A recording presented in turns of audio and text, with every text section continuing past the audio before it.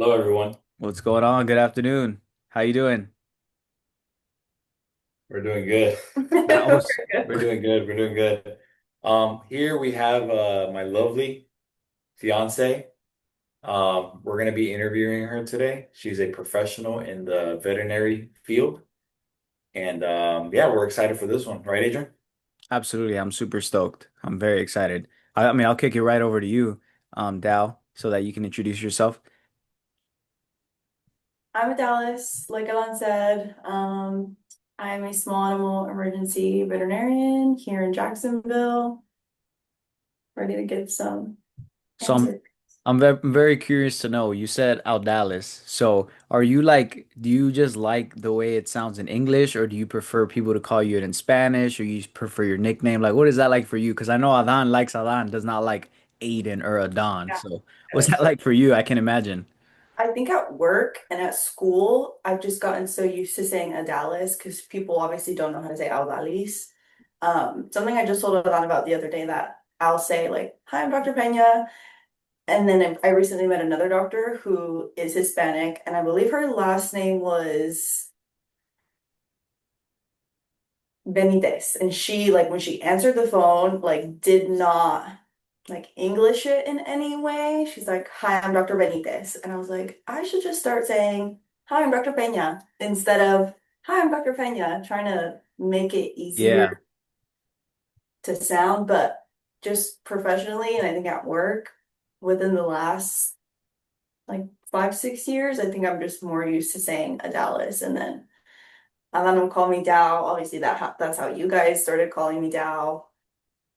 Otherwise, I feel like the last time people really called me that was in like high school. Once I got into like undergrad and vet school, um, that kind of the Instagram Dow just stuck. So that's why that. Gotcha. Okay, so from Like I now feel on, Dr. Pena.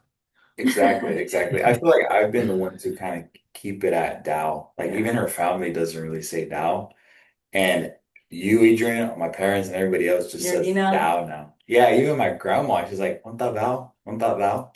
Yeah. Yeah. Yeah. Well, I first off, I mean, I know you're with us on there, but I wanted to appreciate you for coming on the pod, taking time out of your day to sit down with us. I think not only myself, but a lot of people watching could pull a lot from you. Maybe somebody that's going down the same path, but also many people have dogs at home, right? And they're not very well educated with their pups and stuff like that. So, um, I know this is like getting right to it, but if you had like one statement to say to all your like dog owners at home, what is like one of the biggest things that people don't know or are doing incorrectly that you wish as a veterinarian that you could, help them based on like through this podcast? Like, what would you recommend to them?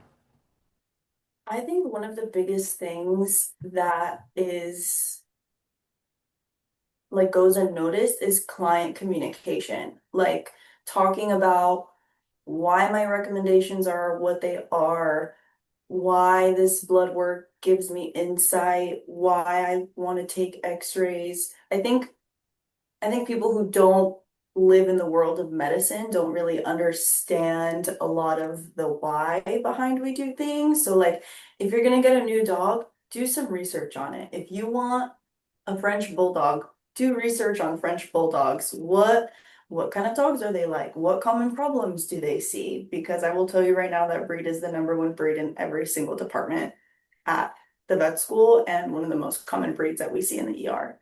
Wow. A golden doodle. Look up stuff about golden doodles. They're gonna eat socks. They're gonna have allergies. So I wish people could, just like educate themselves before taking on the responsibility of getting a pet, Wow. considering pet insurance because accidents happen and they do end up in the ER, and like have a primary care vet who your pet sees at least once a year just to make sure their health is up to date. Just like with humans, how we should be seeing a primary care physician at least once a year.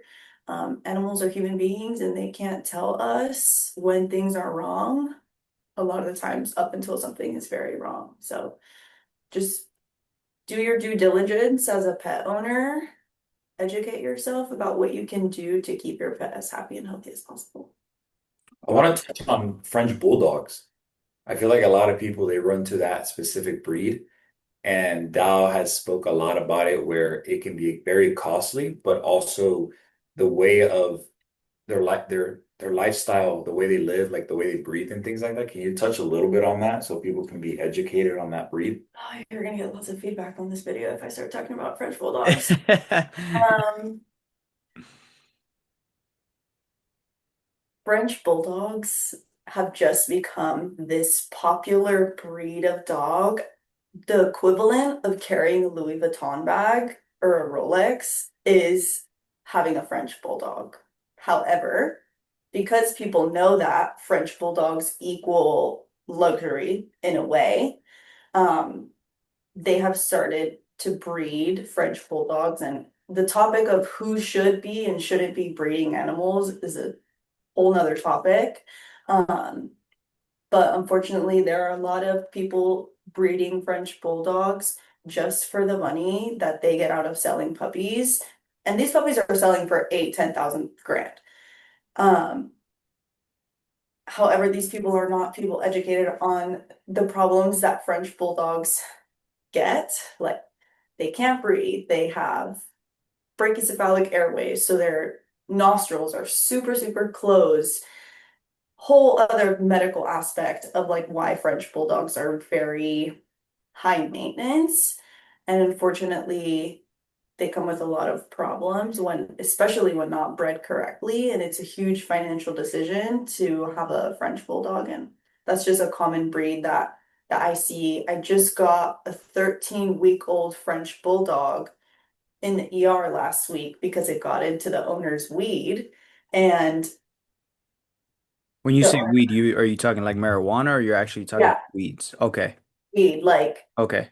the owner called and was like, my 13-week-old French bulldog puppy got into my roommate's ashtray and there were a few roaches in it. The dog comes into my ER, it's high. Like it's peeing without it knowing, it's stumbling. It is very obviously high on physical exam. Um, and then unfortunately, the owner does not have the funds to pay for their pet's emergency bill. Wow. How can you buy a 5 to 6 to 7 thousand dollar French bulldog who everybody in the world at this point should know how many problems they can come with? And although this one was an accident, I think it just kind of brings up how French bulldogs being a very common breed that people want to get because they're popular and then not being able to take care of them at times, especially in emergencies, can complicate the, what's the word?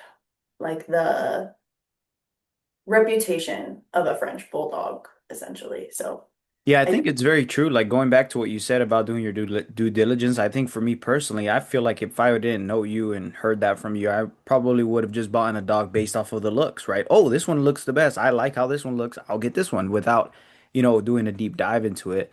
Um, and I think that's pretty great advice. Now switching over to somebody who might be getting into vet, like taking the path that you are, can you just for the viewers, like what is your title? Like people think, oh, you're a doctor, you're a vet, which is very highly respectable. I mean, I see your posts sometimes when you're doing surgery on an animal. I'm like, yo, that is actually crazy. Like you're actually doing surgery. That's so cool. But what is your actual title and like what did it take to get there? And what was, if you can just give me a brief summary of your journey to where you are now. And if are you at your final destination or if there's something else that you're, striving for to the next level, if you will. yeah. So my position at my job where I work is ER doctor, so emergency doctor. So I am one of the doctors that works at a small animal emergency hospital. So I don't do vaccines. We don't carry those in my hospital. We're strictly emergency. However, we will see sick pets for whatever reason, but we don't carry vaccines. So a little bit about my journey to get to where I am today. Um, when I was around 15, I was like starting to get into the idea of like, okay, what am I gonna do? I knew I would, not that I was going to, but I I knew that I was going to go to college. I just didn't necessarily know for what yet. Growing up in La Hierba, like with my grandparents, basically like going out to El Cerro on like with the horses and the cows and the chickens and the goats, like having that all at my grandparents' house, always kind of growing up around animals too.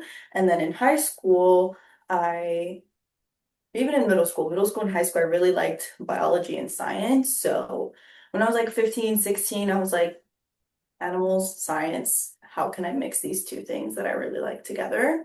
Um, and then I kind of had this idea of veterinary medicine. So after I was working as a hostess at Marsh Landing, I printed out a bunch of resumes with my contact information. And I spent one day just dropping off resumes everywhere at animal hospitals around Sebastian and Vero.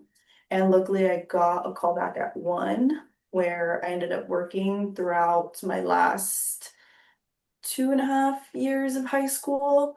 Luckily, I did dual enrollment, so I was able to do my AA and work full time my last 2 years of high school. So that's where I got a lot of my veterinary hours.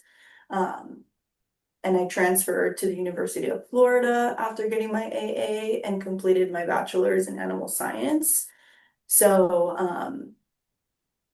shout out dual enrollment. I'm a huge dual enrollment advocate. It saved me so much money, and I would recommend it to anybody. But I finished my last 2 years of my bachelor's at UF and got my degree there. Then I took kind of a gap year to finish my prereqs for vet school. And then I did 4 years of vet school, graduated May of 2024. And then after that, I did a 6 month kind of like ER internship program with the company that I'm with now. And I graduated from that program in January. So since then, I've been officially on my own as an ER doctor. Wow. Congrats. That's incredible. So a long time coming, that's for sure. Yeah, See, as you can see behind me, she has all of her certifications from IRSC and that's veg amazing. and You everything, think right? And high school degree, AA degree, bachelor's degree, doctorate, and then the red one is my certificate from the 6 month ER internship that I did. So sorry, there's somebody who's not well educated in the school industry. Is doctorate and PhD two different things, or is that the same thing?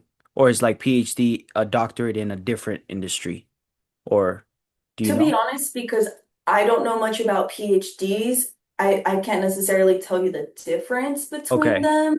I just know that my degree is a DVM, so that means Doctorate of Veterinary Medicine. So that's where Wow. the Okay. doctorate of that comes in.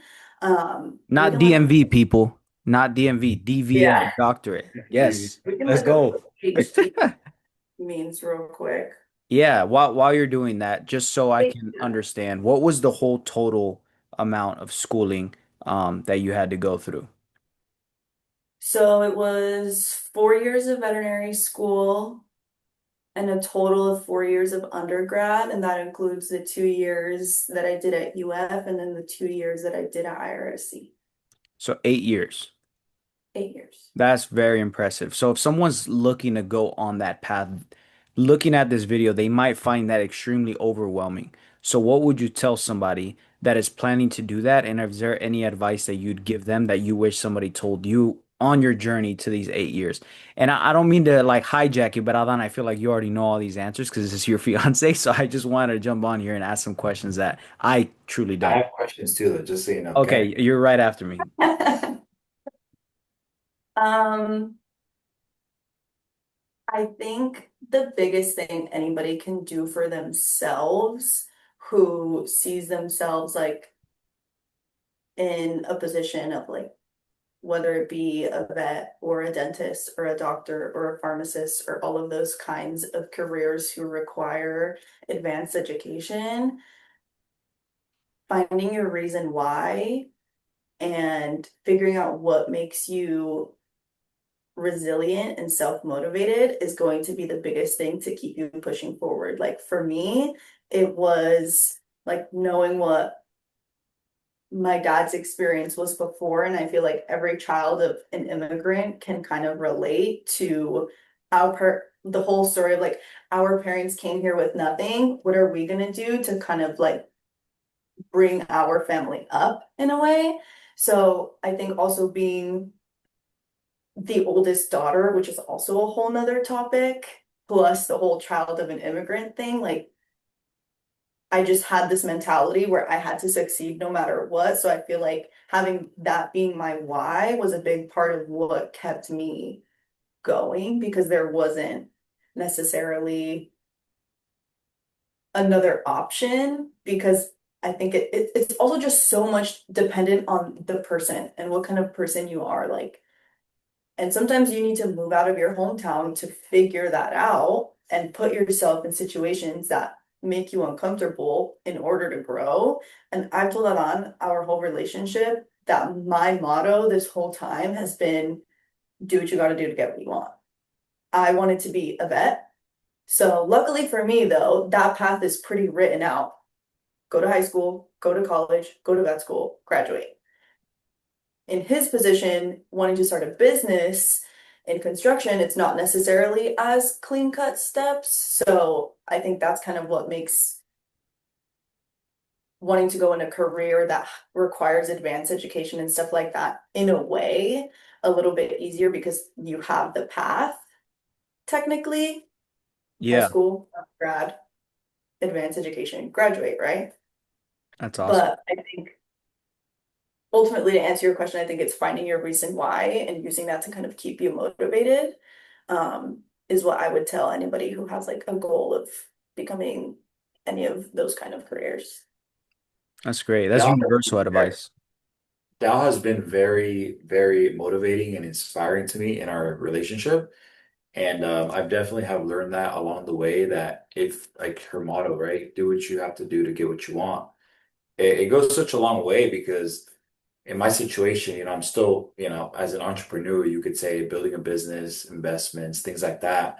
Although my route is different, you could still pull a lot of the fundamentals from what she did, right? She Yeah. showed up, she, stayed disciplined, consistent, and it's the reason why you see all of these licenses behind, right? And the only one thing that is not up there is that she won an award with the company she works for like north of $30,000 of to help pay for her student debt.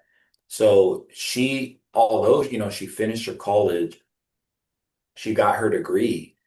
It's very inspiring to see that she's not done there. She's not done yet, right? Like she went out. You did an essay, right?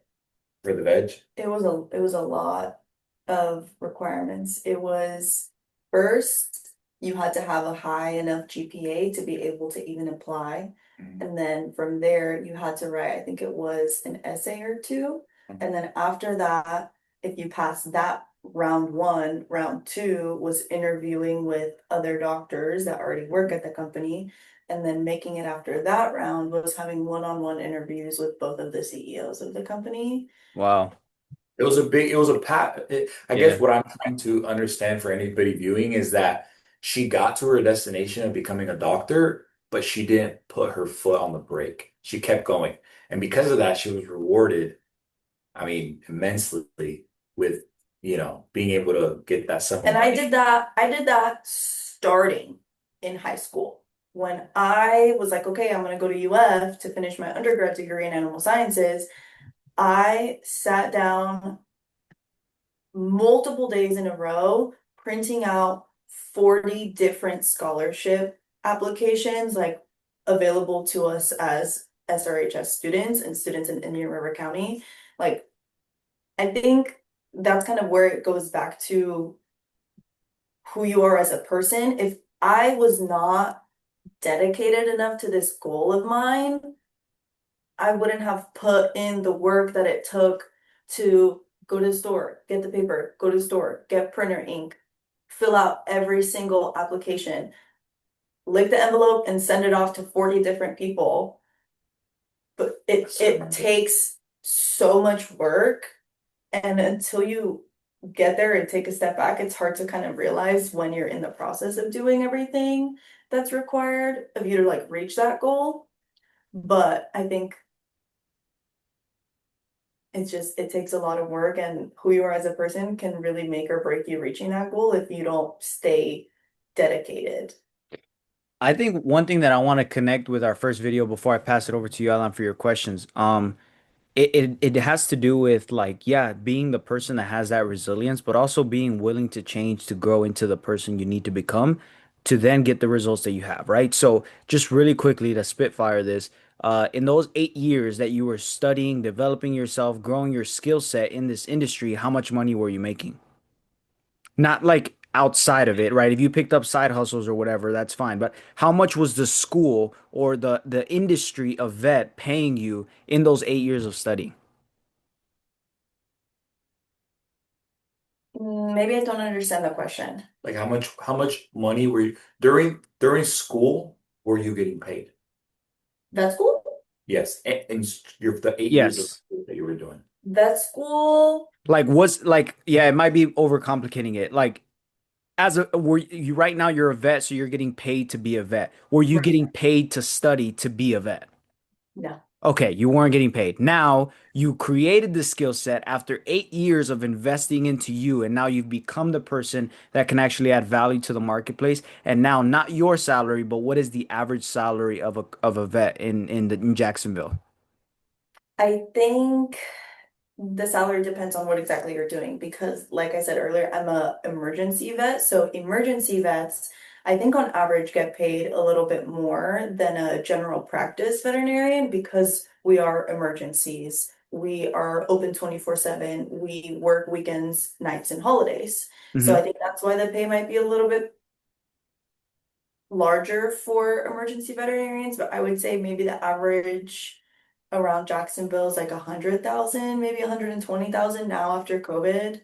So there you go, right? 8 years investing into yourself. Now look at you've added the value that not anybody can add, right? I can't just walk into the vet school or sorry, the vet hospital and add value to people. So there's no sense of getting compensated. So I just wanted to connect that to our first video of investing into the skill set and then eventually getting rewarded. So Yeah, and kudos to you.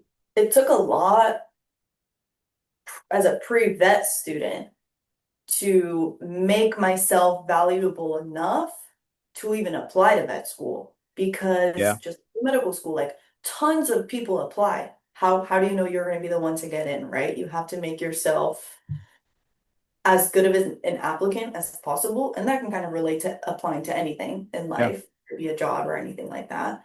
It's like, how do you make yourself stand out? How do you show that you have experience? How do you show that you have passion and that you're confident in pursuing that as a goal? So I think it took a lot of like working as a receptionist, working as a tech.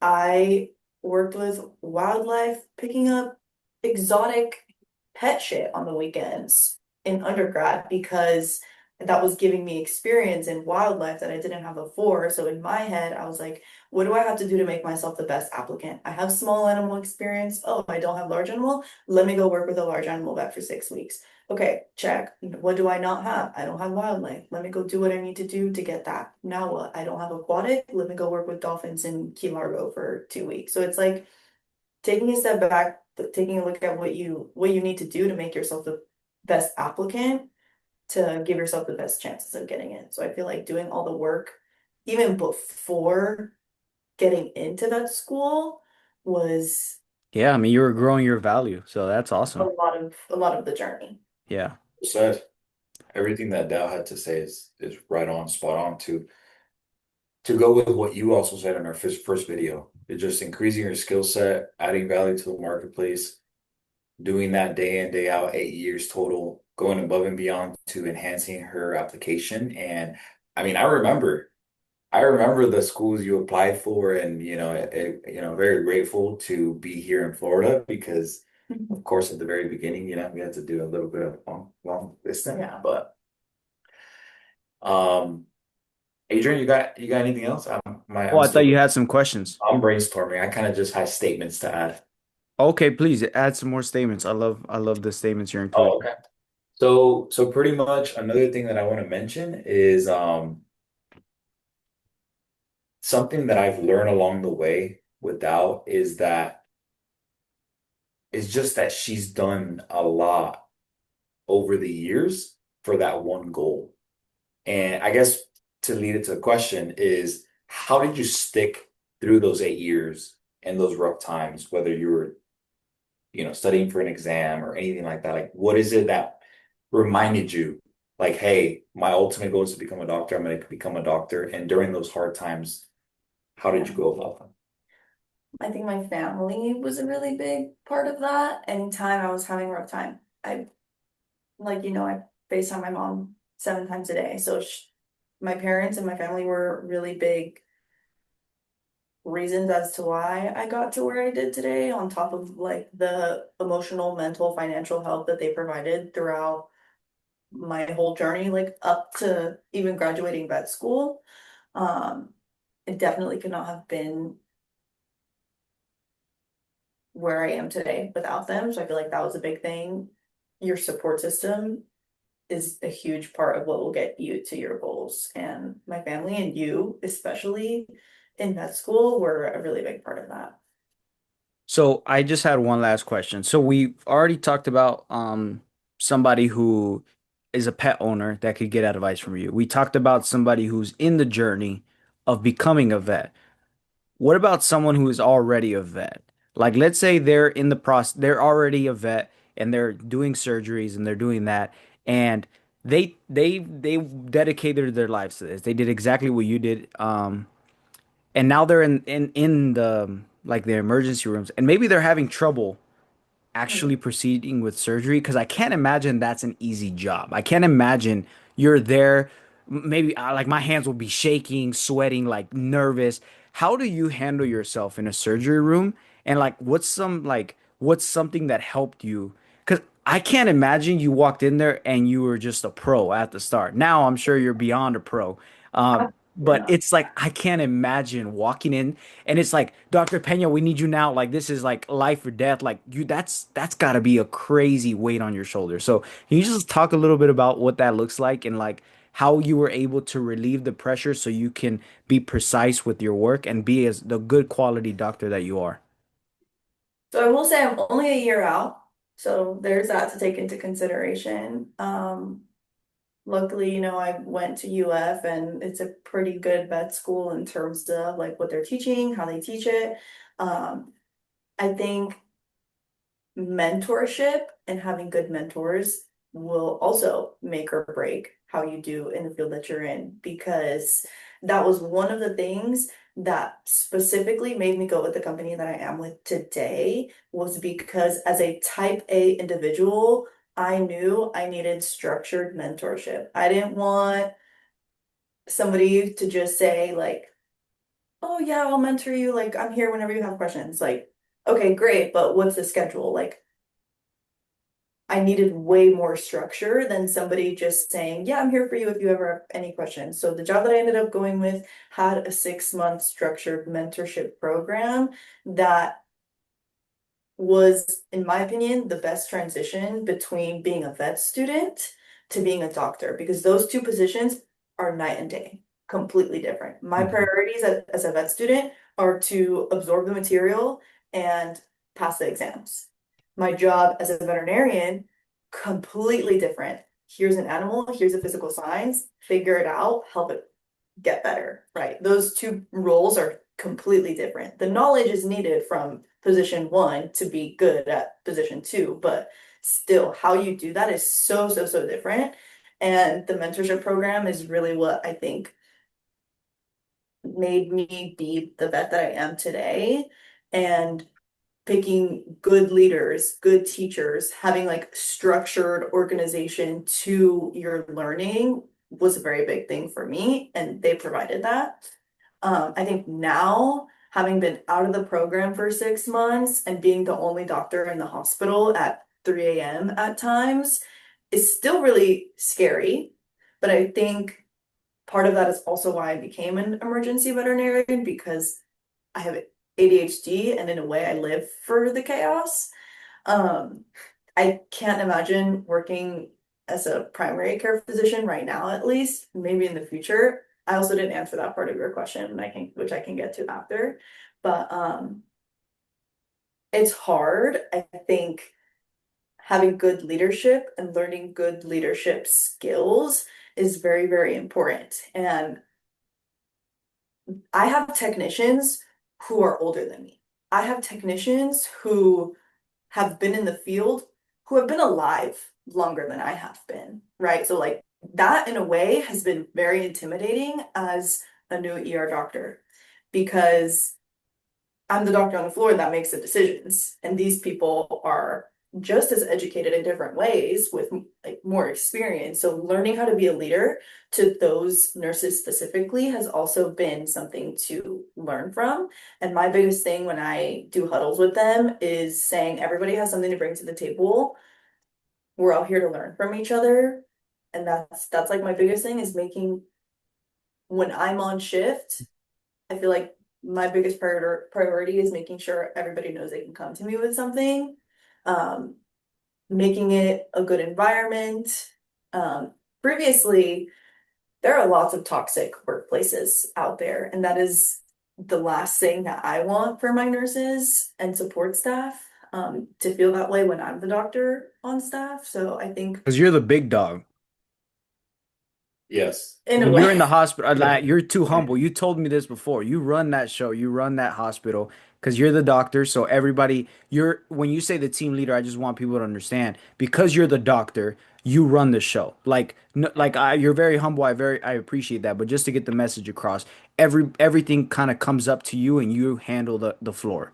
Whatever yeah. she says goes in that hospital. That's very impressive, man. My nurses are obviously there to advocate for, their position and our patients. Cause like if it's a patient, it's the nurse and me. So obviously like the two of us or three of us work as a team for that patient, but I put in the orders. Yeah. So generally, yes, I think I agree with you. I'm just That's awesome. Just a quick little answer. Do you have some type of technique? Like I know I've seen on movies sometimes it's like, okay, I'm gonna allow myself to be afraid for 5 seconds, five, four, three, two, one, and you just lock in or like I can't imagine the feeling of being in the spot, you know? So what do I you have anything like that?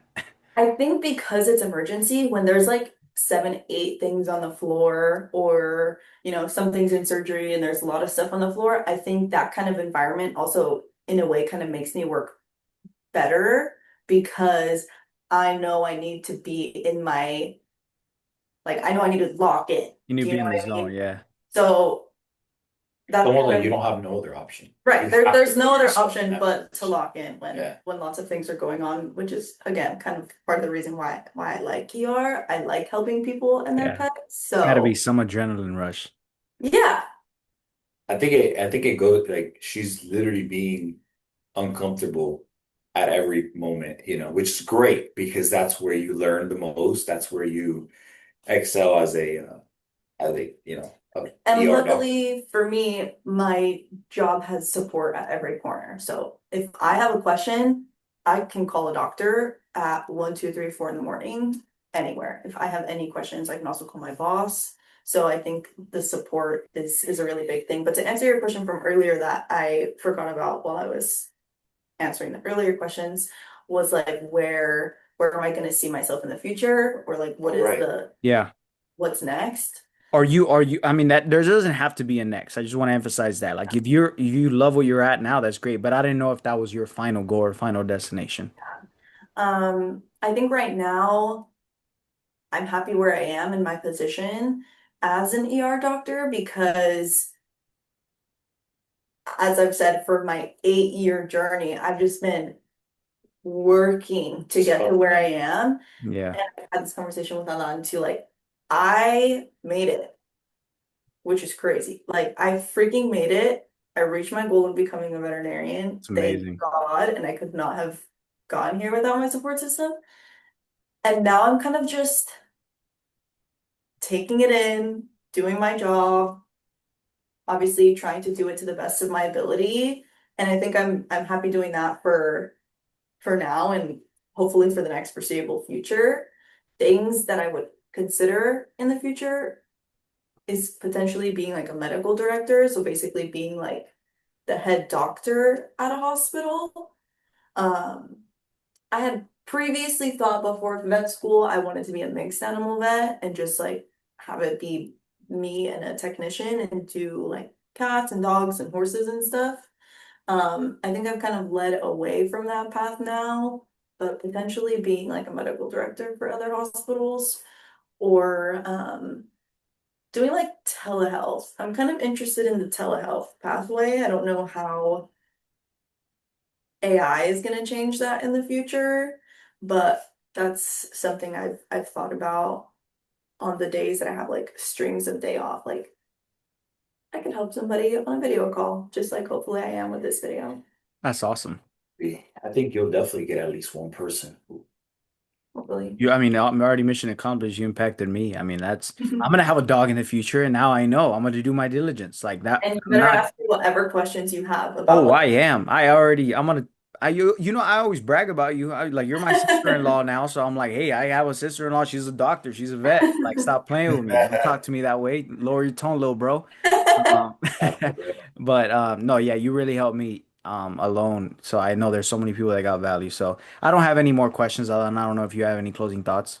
I think we're all set. We really appreciate Dr. Peña, La Fianza, coming onto this podcast. It's been an amazing time. Love that we're very intentional with our conversations and we're family. So we're going to, appreciate these little moments, this little time that we have. And yeah, very grateful for setting an example for some of us and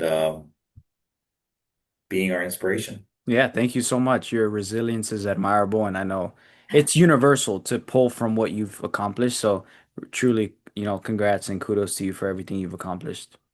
Well, thanks y'all for having me. Y'all know I'm here to support whatever the fam needs. I love it. That's awesome. Well, have a good rest of your day, guys. Have a great day. Show Oh, Cleo. Yeah. Where? Hurry up. she's been a silent supporter of this video I know under the it. desk the whole time. Oh, Cleo. Something. Cleo. Do something. Say we out.